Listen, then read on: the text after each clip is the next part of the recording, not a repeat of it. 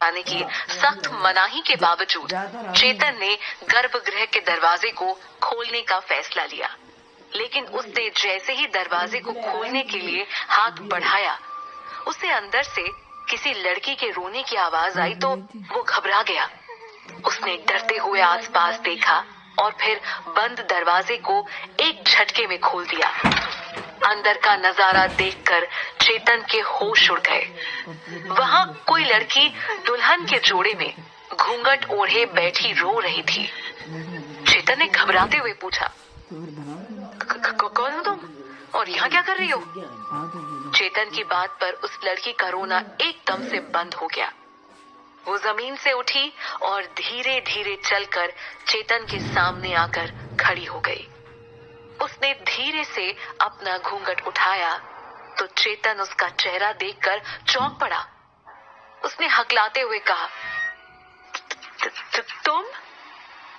तुम तो वो स्टेशन वाली लड़की हो।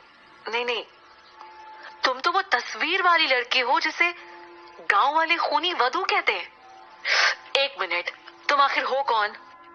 चेतन के सवालों के जवाब में उस लड़की ने कुछ भी नहीं कहा और मुड़कर वापस अंदर जाने लगी। चेतन भी बिना सोचे समझे उसके पीछे पीछे जाने लगा। उस गर्भगृह में घना अंधेरा था। इस वजह से चेतन को ठीक से कुछ दिखाई नहीं दे रहा था। बस पायल की छम छम की आवाज आ रही थी, जिसे फॉलो करता हुआ चेतन आगे बढ़ रहा था। लेकिन फिर वो आवाज आनी एकदम से बंद हो गई तो चेतन भी रुक गया। पायलों की आवाज बंद होने से चेतन जैसे होश में आया हो। उसने चारों तरफ देखने की कोशिश की तो अंधेरे में उसे कुछ भी नजर नहीं आया। अचानक उसे याद आया कि उसके पास मोबाइल फोन है, तो उसने झट से मोबाइल की रोशनी सामने डाली, लेकिन वहां कोई भी नहीं था। चारों तरफ सिर्फ दीवारें थी और रास्ता बंद था। चेतन ने महसूस किया कि वो एक डब्बे जैसे कमरे में बंद है।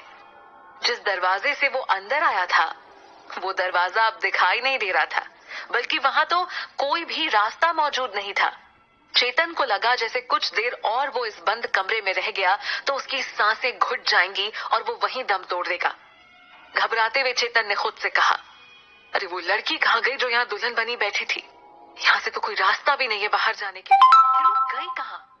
वो अभी ये सब सोच ही रहा था कि अचानक वहां एक खनकती हुई लेकिन डरावनी हंसी की आवाज गूंज गई, जिसे सुनकर चेतन घबरा गया और वो उस बंद कमरे से निकलने के लिए रास्ता तलाशने लगा।